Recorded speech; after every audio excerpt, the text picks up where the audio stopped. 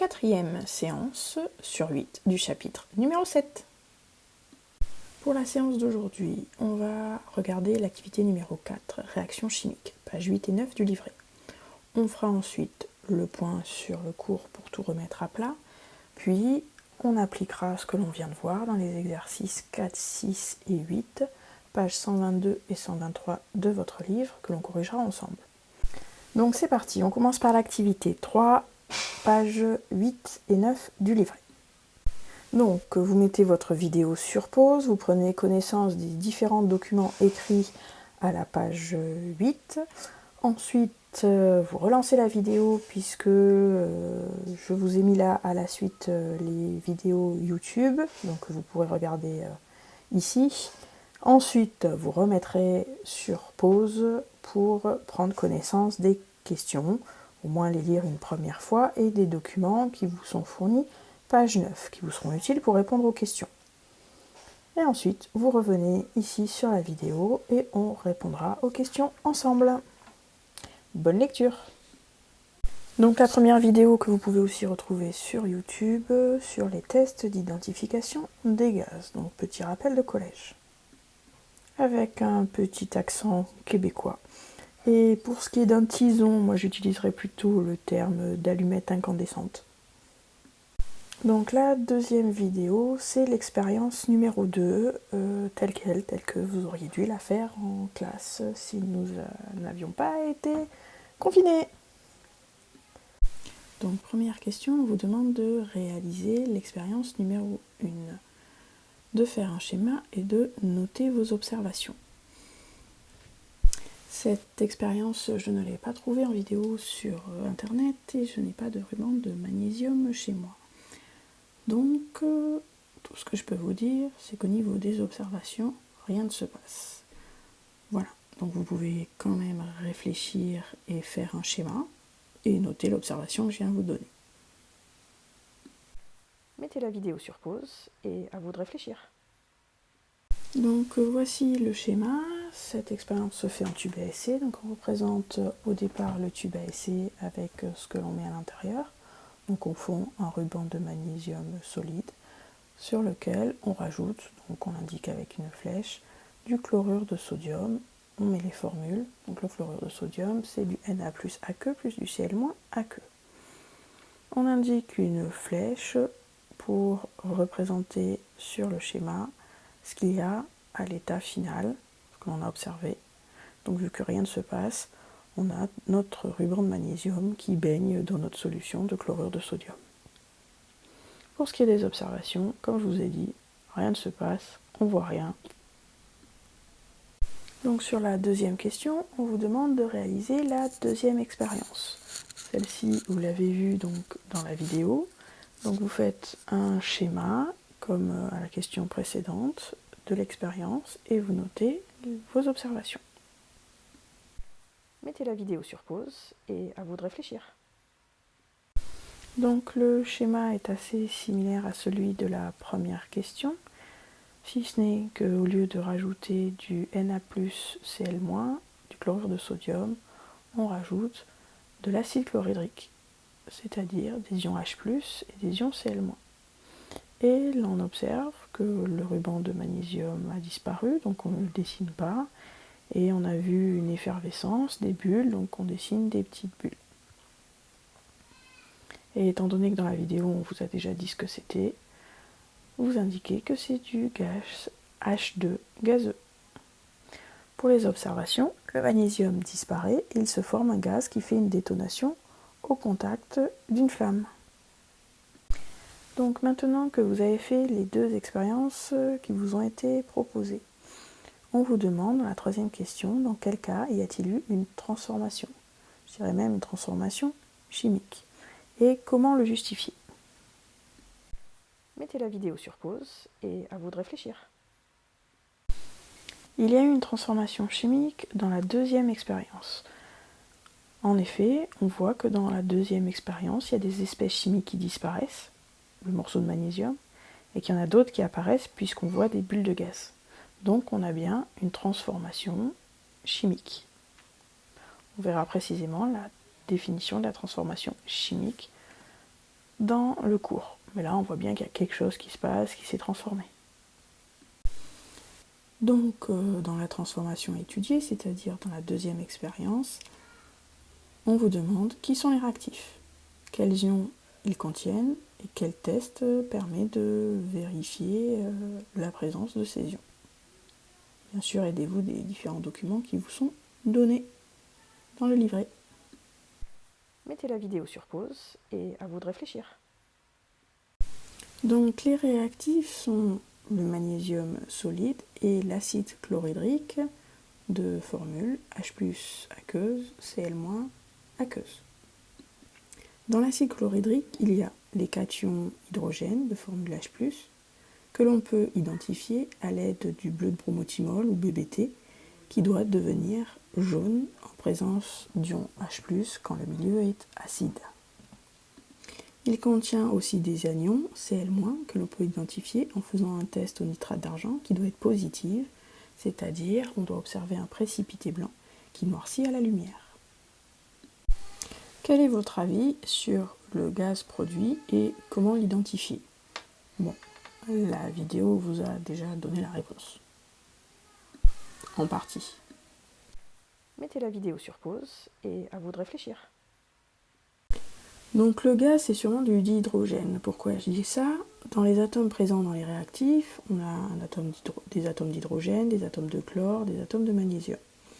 Donc les seuls gaz que je connaisse qui sont constitués de certains de ces atomes sont le dihydrogène, H2, et le dichlore. Peut-être que ça vous dit quelque chose. Pour ce qui est du dihydrogène, on peut l'identifier en approchant une flamme et il crée une détonation. C'est ce que vous avez vu dans la vidéo. Un petit plus, c'est pas noté dans la vidéo, le dichlore peut s'identifier car c'est un gaz qui est vert et très toxique au passage. Donc vous vous doutez bien que c'est pas du dichlore que je vous ai fait synthétiser. Et vous avez vu donc dans la vidéo de l'expérience que le gaz qui se forme fait en effet une détonation, et vous avez vu dans la vidéo précédente d'identification des gaz que le gaz qui fait une détonation, c'est du dihydrogène. Donc on a parlé du gaz, des bulles, maintenant, qu'est-ce que devenu le magnésium? En quoi a-t-il pu se transformer d'après vous, et comment on peut le vérifier? Donc la vérification, c'est toujours dans les documents que vous trouverez la réponse. Mettez la vidéo sur pause et à vous de réfléchir. Le magnésium de formule Mg solide s'est peut-être transformé en ion magnésium Mg2+, en solution aqueuse. L'ion magnésium Mg2+, peut s'identifier à l'aide du test à la soude ou à l'hydroxyde de sodium, même chose. Il doit alors se former un précipité blanc. Donc ce test n'est pas fait dans la vidéo, mais vous auriez dû le faire en TP et vous auriez vu en effet que le résultat aurait été positif. Un petit précipité blanc se serait formé dans votre tube à essai. Faites-moi confiance. De toute façon, vous n'avez pas le choix. Donc ici, on vous précise que les ions chlorure sont en effet des ions spectateurs de la réaction. Comment pourrait-on démontrer ceci par une petite manipulation au laboratoire? Comment vous auriez fait? Mettez la vidéo sur pause et à vous de réfléchir. Donc il suffit de montrer la présence des ions chlorure, les ions spectateurs, à l'état initial, dans les réactifs, et à l'état final, en faisant un test au nitrate d'argent qui sera toujours positif, que ce soit à l'état initial et à l'état final. Et bien sûr, ce sera le cas. Ayez confiance, mes petits. Donc avec tout ce qu'on vient de raconter aux questions précédentes, on va pouvoir faire la liste des produits de cette transformation chimique. Mettez la vidéo sur pause et à vous de réfléchir. Donc les produits sont le dihydrogène de formule chimique H2 gazeux et l'ion magnésium Mg2+, aqueux. Donc on vient de faire la liste des réactifs à la question 4, la liste des produits à la question 8. Dans la logique, on nous demande dans la question 9 d'écrire le bilan de cette transformation sous la forme réactif, flèche, produit. Donc ici on vous demande juste les noms en toutes lettres. Mettez la vidéo sur pause et à vous de réfléchir. Le bilan de la transformation qu'on est en train d'étudier est donc magnésium plus acide chlorhydrique donne, flèche, ion magnésium plus dihydrogène. L'ordre des noms magnésium, acide chlorhydrique, peu importe, et même chose entre ion magnésium et dihydrogène. Par contre, ce qui est à gauche, c'est bien à gauche, ce qui est à droite, c'est bien à droite. Donc on a écrit le bilan de cette transformation. Il va falloir maintenant la modéliser par l'équation bilan avec les formules chimiques et bien sûr d'équilibrer. Mettez la vidéo sur pause et à vous de réfléchir. Donc ici le magnésium, sa formule c'est Mg solide, plus l'acide chlorhydrique qui est composé des ions H plus aqueux et Cl-aqueux. On a dit que les Cl- étaient spectateurs, donc on ne les note pas. Donc on note juste le H plus aqueux. La flèche, l'ion magnésium, sa formule chimique c'est Mg2 plus aqueux, plus le dihydrogène, H2, gazeux. Maintenant qu'on a noté les différentes espèces chimiques avec leurs formules, il va falloir ajuster, équilibrer. Donc on vérifie s'il y a autant d'atomes de chaque côté. On commence par le magnésium, Mg, à gauche 1, à droite 1. L'hydrogène, l'élément chimique H, à gauche il y en a 1, dans l'ion H+, et à droite il y en a 2 dans la molécule de dihydrogène, H2. Il y a donc un problème, il y a un déséquilibre, puisqu'il y en a 1 à gauche, 2 à droite. Il va donc falloir multiplier par 2 à gauche pour ajuster, équilibrer. Je vous rappelle, vous aviez vu en collège qu'on n'a pas le droit de modifier les espèces chimiques, les ions, les atomes, les molécules, mais uniquement les multiplier, c'est-à-dire en prendre plusieurs d'une même espèce. Donc on rajoute le coefficient stoichiométrique 2 devant le H+, à gauche. De ce fait, maintenant, on a bien deux éléments chimiques H à gauche, deux éléments chimiques H à droite, on est bon. On a fait le tour de tous les atomes, de tous les éléments chimiques, maintenant on va vérifier les charges. Donc, partie réactive à gauche, le magnésium est neutre, l'ion hydrogène apporte une charge plus, étant donné qu'il y a deux ions hydrogène, on a deux charges plus à gauche. Pour ce qui est des produits, à droite de la flèche, l'ion magnésium Mg2+, apporte deux charges positives. Le gaz dihydrogène est neutre, on a donc deux charges positives à droite. Deux charges plus à gauche, deux charges plus à droite. On est bon, c'est ajusté. Donc on a vérifié pour les éléments chimiques, pour les atomes, pour les charges, tout est bien équilibré. Donc on a une équation qui est ajustée. Avant de passer quand même à la question suivante, on vérifie une dernière fois, étant donné qu'on a rajouté des coefficients stoichiométriques, qu'on a fait une modification, tout à la fin, on refait le point. Mg, 1 à gauche, 1 à droite, on est bon. H, 2 à gauche, 2 à droite, c'est bon. Les charges, 2 plus à gauche, 2 plus à droite, c'est bon. On peut maintenant passer à la question suivante. La méthode, c'est toujours la même. Si vous respectez la méthode, vous y arriverez. Alors, maintenant, une petite définition. Si un réactif est totalement consommé, on dit que c'est le réactif limitant. La réaction s'arrête parce qu'il n'y a plus de ce réactif. Dans notre cas, le réactif limitant est l'acide chlorhydrique. Ce n'est pas le cas puisque celui qui disparaît totalement, c'est le ruban de magnésium. Comment le vérifier? On a bien vu que le ruban de magnésium avait disparu, donc en fait cette question n'a pas lieu d'être avec la vidéo que je vous ai trouvée sur internet. Donc on va passer au cours puisque l'activité est maintenant terminée. Donc maintenant, pour faire le point sur le cours, vous allez pouvoir rédiger le grand 2 petit 1 du cours. Et pour ça, vous vous aiderez de votre livre, page 114. Mettez la vidéo sur pause et à vous de faire votre cours. La correction arrivera en suivant. Alors, dans la partie grand 2 de ce chapitre, nous allons aborder les transformations chimiques, après avoir vu les transformations physiques. Donc, tout d'abord, définition d'une transformation chimique.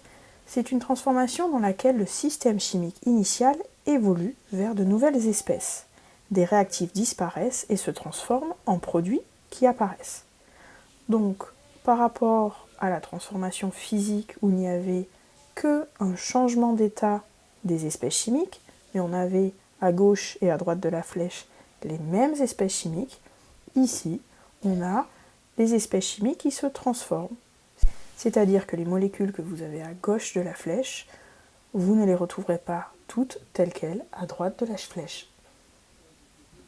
Donc tout d'abord, voyons ce qu'est la réaction et l'équation de réaction dans le grand 2 petit 1. Je vous recopier dans votre cours et vous complétez le paragraphe suivant. Au cours d'une transformation chimique, les espèces qui disparaissent s'appellent les réactifs. C'est écrit juste au-dessus dans la définition. Les espèces qui apparaissent, elles, s'appellent les produits. Le bilan d'une transformation s'écrit donc de la façon suivante. En toutes lettres, vous faites la liste du nom des différents réactifs, une flèche qui vous indique qu'il y a une transformation, et à droite, la liste du nom de toutes les espèces chimiques qui se sont formées, c'est-à-dire des produits. À partir de là, on peut écrire l'équation de la réaction. Petite définition, l'équation de la réaction, ça traduit la conservation des éléments et de la charge entre les réactifs et les produits. Et ça s'écrit donc avec les formules chimiques. Donc regardons maintenant quelques exemples d'écriture d'équations bilan.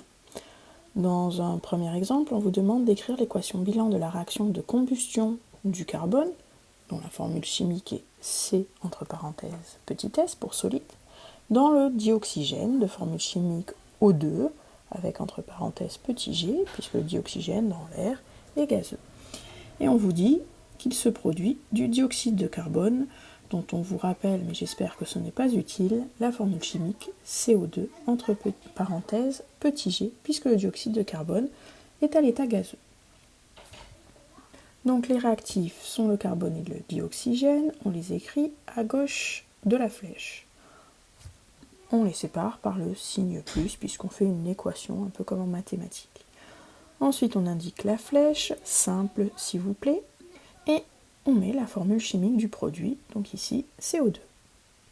Une fois qu'on a mis les formules des différents réactifs à gauche et produits à droite, on va équilibrer, ajuster cette équation, c'est-à-dire vérifier qu'il y a autant d'atomes de chaque côté de la flèche pour chaque type d'atome. Même chose pour le nombre de charges. Il faut qu'il y ait le même nombre de charges à gauche et à droite, dans les réactifs et les produits. Puisque, comme l'avait dit Lavoisier, rien ne se crée, rien ne se perd, tout se transforme. Donc, à gauche, un atome de carbone, à droite, un atome de carbone. On est bon. Pour l'oxygène, à gauche, O2, ça veut dire 2 atomes d'oxygène. À droite, CO2, 2 atomes d'oxygène aussi. On est bon. Cette équation est équilibrée. C'est en effet l'équation la plus simple que vous avez déjà dû voir en 5e. Exemple suivant, écrire l'équation de la réaction de combustion du méthane, formule chimique CH4 petit g, gazeux, dans le dioxygène O2 gazeux, qui va produire du dioxyde de carbone, CO2 gazeux, et de l'eau, H2O gazeuse. Donc ici, les réactifs sont le méthane, CH4, et le dioxygène, O2. On écrit les formules à gauche. On ajoute la flèche et on met les formules des réactifs qui sont, d'après le texte, CO2 et H2O. On n'oublie pas de mettre entre parenthèses les états physiques de chaque espèce chimique. Maintenant, passons à l'ajustement, l'équilibrage de cette équation. Donc on va faire le décompte atome par atome. Pour le carbone, à gauche, on en a uniquement dans la molécule de CH4, il y a un atome. À droite, il y en a uniquement dans la molécule de CO2, il y en a une seule molécule, donc il y a un seul atome de carbone. Un à gauche, un à droite, on est bon. Maintenant, passons à l'atome d'hydrogène. Côté réactif, à gauche, il y a 4 atomes d'hydrogène dans la molécule de CH4. Donc 4 de ce côté. Côté produit, il y a 2 atomes d'hydrogène dans la molécule d'eau. Donc 2 de ce côté. Ceci n'est pas équilibré. Il faut donc équilibrer. On va donc prendre 2 molécules d'eau. Multiplier le nombre de molécules d'eau par 2. On n'a pas le droit de transformer, casser, modifier les molécules. Uniquement les multiplier. Donc on rajoute le chiffre 2.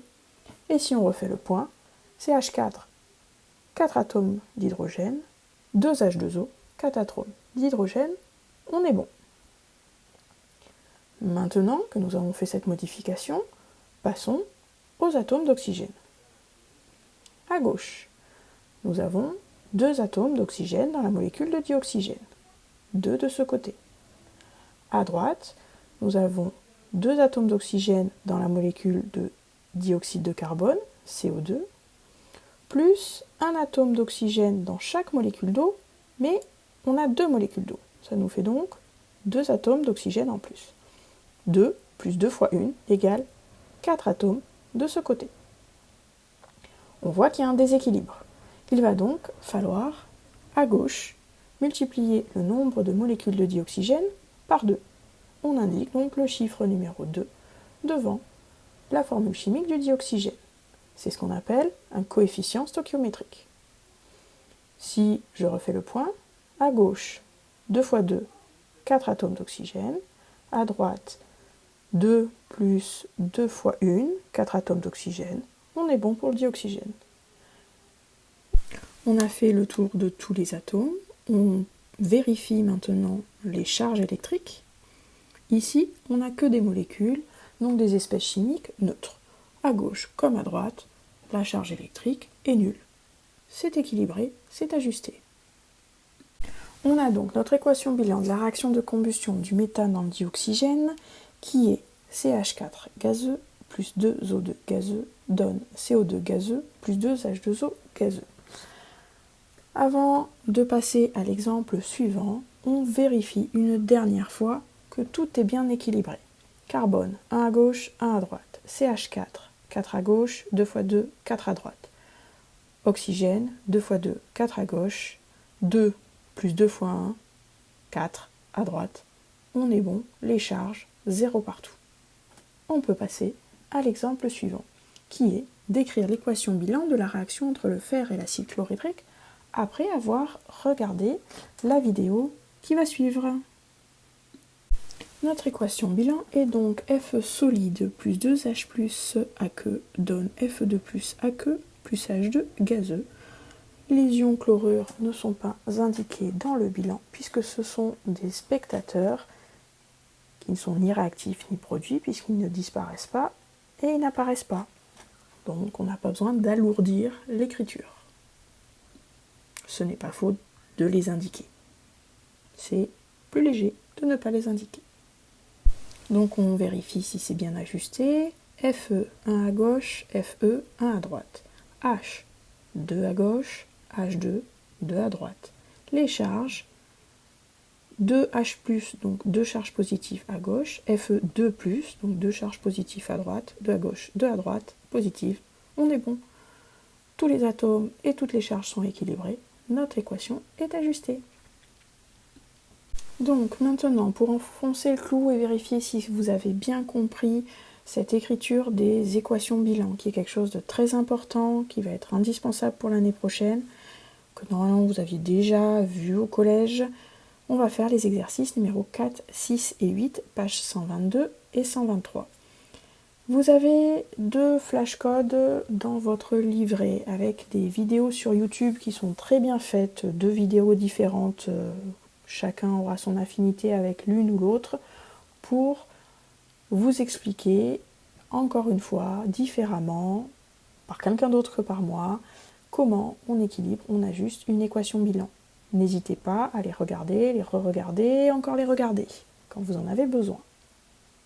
Donc, exercice numéro 4, page 122. On va exploiter ici une transformation chimique, voir si on comprend bien ce qui se passe lorsque l'on nous présente une transformation chimique, identifier les produits, les réactifs, ainsi de suite.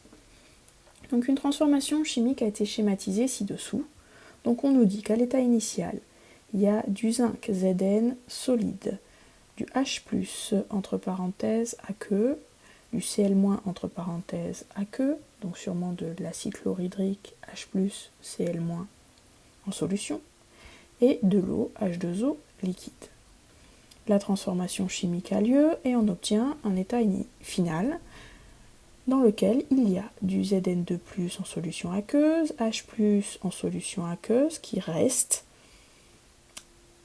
Il y a du H2 gazeux, des ions Cl- en solution aqueuse, donc on a sûrement du ZnCl2 et du HCl, et de l'eau H2O liquide.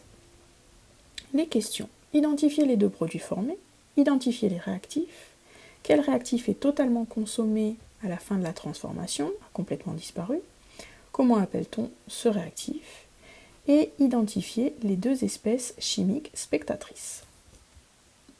Donc les deux produits formés sont les ions zinc Zn2+, en solution aqueuse et le gaz dihydrogène H2 gazeux.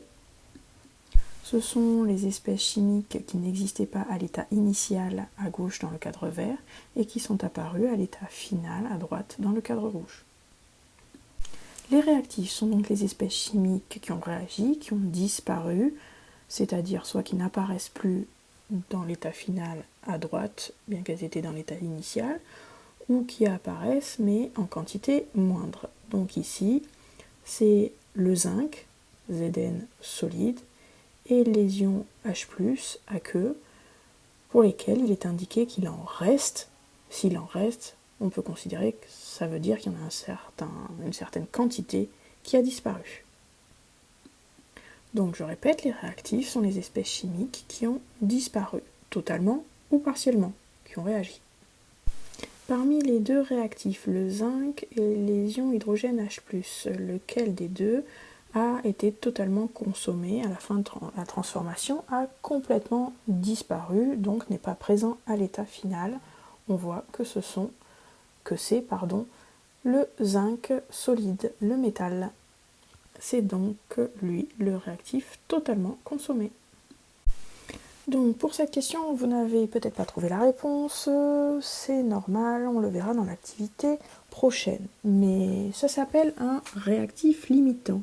En effet, si la réaction s'arrête, se stoppe, c'est parce qu'il n'y a plus de zinc qui a totalement réagi, donc c'est lui qui limite la réaction. On appelle ça un réactif limitant. Je continue un petit peu pour avancer sur la prochaine activité. L'autre réactif, H+, lui, on a trop, on appelle ça le réactif en excès. On reviendra là-dessus dans la prochaine activité, dans la suite du cours. Donc les deux espèces chimiques spectatrices, c'est-à-dire qui ne réagissent pas, qui n'interviennent pas dans la transformation chimique, que l'on retrouve à l'état initial et à l'état final, en même quantité, sont les ions chlorure, Cl-, excusez-moi j'éternue, et l'eau liquide, H2O, qu'on va plutôt qualifier de solvant de la réaction, et en effet souvent le solvant de la réaction, c'est-à-dire là où a lieu la réaction, est une espèce chimique spectatrice. Maintenant, le numéro 6, page 122, identifier l'équation d'une réaction. Donc on vous décrit une transformation qui est illustrée par la photo. En solution aqueuse, l'ion Fer3, Fe3+, aqueux, réagit avec les ions hydroxyde, HO-, aqueux, pour former un précipité orange, rouille, d'hydroxyde de fer 3, de formule chimique, Fe, OH 3 fois, solide. Donc, dans un tube à essai contenant 2 ml d'une solution de chlorure de fer 3, Fe3+, aqueux plus 3Cl- aqueux, on verse quelques gouttes d'une solution d'hydroxyde de sodium, de formule Na+, aqueux plus HO- aqueux. On vous demande ici d'identifier les réactifs et les produits de la réaction. Parmi les équations suivantes, d'identifier, en justifiant, l'équation de la réaction qui est correctement ajustée, équilibrée. Donc on vous en propose 4. Ensuite, d'indiquer pourquoi les 3 autres équations ne sont pas ajustées. Et enfin, d'identifier les espèces spectatrices. C'est à vous. Vous mettez sur pause et vous réfléchissez. Donc ici, c'est dans la première phrase de l'exercice du texte qu'on va trouver la réponse à la question. Les réactifs sont les ions Fe3+, qui réagissent avec les ions hydroxyde HO-, tous les deux en solution aqueuse. Et ils se forment un précipité orange d'hydroxyde de fer 3 de formule FeOH 3 fois. C'est donc le produit, l'hydroxyde de fer 3. La bonne équation ici est l'équation petit 2, Fe3 plus aqueux plus 3 HO- aqueux donne FeOH 3 fois solide. C'est celle-ci qui est ajustée. Puisque si on fait le point, pour les atomes de fer Fe, à gauche, il y en a un seul dans l'ion Fe3+, à droite, il y en a un seul dans la molécule d'hydroxyde de fer FeOH 3 fois. On est bon. Pour l'oxygène, à gauche, dans les réactifs, il y en a 3, puisqu'il y a 3 ions HO- et chacun en contient 1, donc on a 3 oxygènes à gauche. Et à droite, FeOH 3 fois, il y a 3 atomes d'oxygène, puisque le petit 3 est entre parenthèses et concerne l'oxygène et l'hydrogène. Donc il y a bien 3 oxygènes à droite aussi dans les produits. On est bon. Pour les hydrogènes, comme l'oxygène, à gauche, dans l'ion hydroxyde HO-, il y a un atome d'hydrogène, mais comme on a pris 3 ions hydroxyde, ça nous fait 3 atomes d'hydrogène. Et à droite, dans les produits, FeOH 3 fois, il y a 3 atomes d'hydrogène, puisque le petit 3 concerne tout ce qu'il y a dans la parenthèse. Donc on est aussi bon pour les hydrogènes. Pour les charges, à gauche, 3 charges positives dans l'ion fer, plus une charge négative dans l'ion hydroxyde, mais il y a 3 ions hydroxyde, donc 3 charges négatives. 3 plus 3 moins, ça fait 0. Et à droite, l'hydroxyde de fer FeOH 3 fois est neutre, il n'y a pas de charge, donc 0 aussi. 0 dans les réactifs, 0 dans les produits, on est bon, c'est équilibré. Donc, troisième question, dire pourquoi les autres équations ne sont pas ajustées. Pour la petite a, ils sont indiqués côté gauche de la flèche, 3Cl- et Na+, qui sont des ions spectateurs, donc normalement c'est pas la peine de les indiquer, mais en plus ils n'apparaissent pas à droite dans les produits, donc ce n'est pas ajusté, équilibré. En plus, au niveau des HO-, pareil, il en manque à gauche, ce n'est pas équilibré. Pour l'équation petit b, il manque le coefficient stoichiométrique à gauche devant HO- pour équilibrer les ions oxygène et hydrogène. Pour la petit c, il y a un coefficient stoichiométrique 3 devant le fer, ce qui est faux, parce que du coup, ça augmente le nombre d'atomes de fer à gauche et les nombres de charges, ce qui n'est pas le cas à droite. Et il n'y est pas devant HO-. Voilà, des petites erreurs. Enfin, question 4, dernière question, identifier les espèces spectatrices. Donc j'en ai déjà parlé. Ce sont les espèces qui n'interviennent pas dans la transformation, qui n'apparaissent pas non plus dans l'équation bilan. Donc ici, ce sont les ions sodium, Na+, aqueux, et les ions chlorure, Cl-, aqueux. Et également le solvant de la réaction, H2O, puisque tout ça est en solution aqueuse, c'est-à-dire dans de l'eau. Donc, commençons par l'exercice numéro 12, page 105. Calculer une variation d'énergie. On vous dit que la température d'ébullition de l'ammoniac de formule NH3 est égale à moins 33,3 degrés Celsius, et ceci à la pression de 1013 hectopascales. En effet, dans les exercices, on vous précisera à chaque fois à quelle pression on se situe, car la température de changement d'état d'une espèce chimique dépend de la pression. Revenons à notre exercice. On vous demande, lorsque l'ammoniac se vaporise, reçoit-il ou libère-t-il de l'énergie? Et dans une deuxième question, on vous demande de calculer cette énergie, notée Q, transférée lors de la vaporisation de 2,5 kg d'ammoniac. On lit le sujet jusqu'au bout, il y a des données, on nous donne l'énergie massique de vaporisation de l'ammoniac, qui note L petit v entre parenthèses NH3, qui est égal à 1,37 10 puissance 3 kJ par kilogramme moins 1. Attention aux unités. Donc pour l'équation A, c'est OK. En effet, si on fait le point pour les carbones, à gauche, 2 fois 2, 4, à droite, il y en a 4 dans le CO2. Pour les oxygènes, à gauche, 2 fois 1, 2, plus 6 fois 2, 12, 2 plus 12, 14.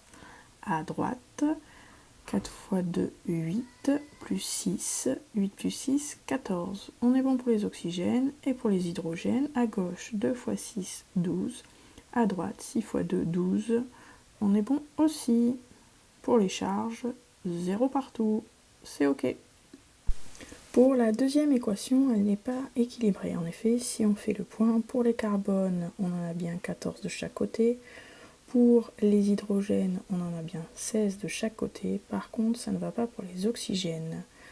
À gauche, 9 fois 2, 18, alors qu'à droite, 14 fois 2, on est déjà à 28, plus 8, ça nous fait 36. Donc, il faut changer le coefficient stoichiométrique à gauche. Et 36 divisé par 2, on est à 18. Donc, on a 18 molécules de dioxygène dans les réactifs. Pour la troisième équation, elle n'est pas équilibrée non plus. C'est pas une question au niveau des atomes, puisque c'est bon pour le fer et pour l'iode, mais c'est au niveau des charges. Donc la solution, je vous laisse la regarder. Pour la dernière, petit d, ça ne va pas au niveau des atomes d'étain, Sn c'est l'étain, ni au niveau des atomes de fer, ni au niveau des charges, donc rien ne va. Donc la solution, je vous l'ai notée, je vous laisse la regarder. S'il y a des questions, c'est sur WhatsApp ou par mail, bien sûr, sinon rendez-vous à la prochaine séance.